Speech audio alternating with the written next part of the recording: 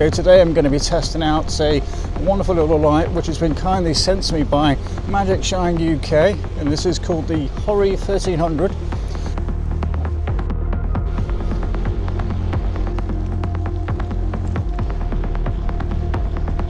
Which is a good sign.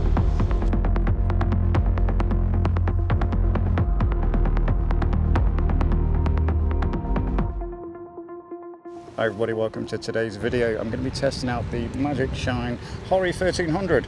Magicshine have kindly sent me this light, the 1300. Also another one as well, which I'm going to be using for city riding basically. I'll get to that in another video maybe, but certainly for this one, winter nights, dark nights, cold, windy, this one is probably going to fit the bill for me. So yeah, this is a couple of shots of it now, as you can see. Extremely bright, very versatile. A couple of things which strike me straight away with this this light is, one, the brightness. Two, it's also got a remote control, which is a Bluetooth remote control. We've got the remote control just strapped to my bar, so if I press one of these, it will absolutely change the brightness, which is useful. Now, if I press and hold it, it'll turn it off. Press it again, turn it on. If I press it one more time, I think it'll go into, yeah, super bright. You can rotate through most of the functions with this. I've still yet to learn sort of the key presses. All I know at the moment is how to turn it on, turn it off, and get the full brightness, which is key for me, especially when it's dark as it is at the moment. It got dark at what, 4:15, 4:20 tonight, pitch black. Now it's only about tea time, about 5:30, and it's absolutely, well, yeah, you can't see anything without a light really. So I thought what I'll do is I've come out with the camera. I actually got a light on the camera as well, just so you can see me, because I'll just show you what it looks like without this thing. There we go. So yeah, not very good at all. So let me turn you back on. There we go. So hopefully you'll be able to see me a little bit better. And let me tell you a bit more about this light. A couple of things I should say straight off the bat is, yeah, I've got this light for free. They've sent me it to, well, in their words, is to review in my sort of unique style, and whatever I say with it, and whatever I say with it is absolutely fine, whether it's good, bad or ugly. Personally, I think it's not a bad little light. It's made of, well, it's got like an aluminium sort of frame around it, a little bit of plastic. A couple of things what I do like is, one is the USB-C fast charging, which means that I can charge it up quite easily with all my other devices, which are USB-C as well. So for me, perfect. The Bluetooth remote control is also USB-C chargeable as well, so that's fantastic. The light itself, I believe at full burn is 2 hours. I'll pop on screen the burn times according to the spec sheet. I've not charged this light since I got it, basically. I make sure it was full charge when I left the house, but I've been out once already with it.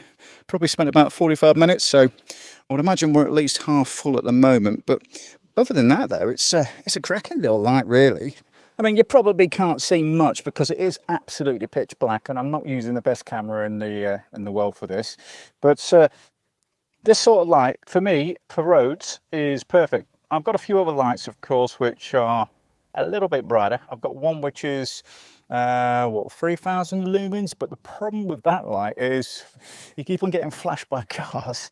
It's more for off-road, you know, gravel, woods and stuff like that, mountain biking sort of type of light. Whereas this one actually works lovely for road riding. Another thing I do especially like is the mounting system. So actually Magicshine mount just there, and as you can see, we've got a sort of, well, you get a selection, you get a Garmin sort of mount for this one. I've got my my Chorus Dura on there as well. That will just flip in there quite nicely. This light itself, quite a firm fit. Let me just see if I can get it where it's not going to blind the camera. But if I turn it this way, you can pretty much see we've got the USB-C charge behind that, of course. Now that's obviously a rubber shield, so it keeps it nice and waterproof. It is, I think, what, IP something or other. I'll pop it on screen. You've got the red light, so it must mean I'm down to about 30% battery life on this. Yeah, so it's not a bad little light, really. Let me just try and put it back in one-handed mode. So I'm just going to just tilt that round. There we go, nice firm fit. Don't know if you saw that, but when you flip it in, you watch this bit here. It's just, there you go, firm fit, that ain't going nowhere. And of course, obviously, if you haven't got the remote control on the bike, it's on another bike or you left it at home, you can control it with the button, of course, as you would expect. So just a couple of key presses, push it into off. I think it also goes through a little shutdown procedure as well, where it will cool the bulbs down. Let me tell you a bit more about the light specs before I blind myself with this light. We are working with 1300 lumens. There's a beam distance of 205 meters, and I can testify for that because I actually dropped the camera and filmed me coming along. And it certainly is bright, especially for a car to see, or other pedestrians or other road users as well. The battery itself is a 3.7 volt, 3200 milliamp. So that's obviously USB-C charging.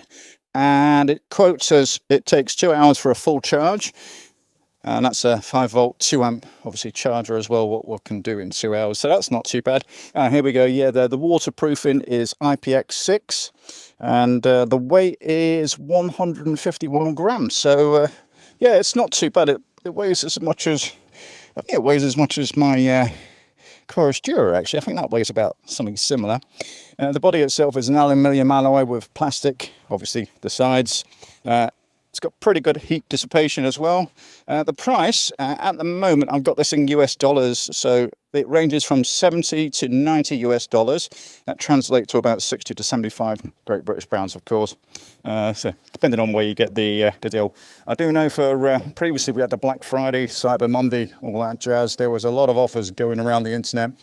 I think you can actually get quite a good deal on this light. I've just found another function as well. I've been sat here yapping to the camera. The light has actually turned itself off.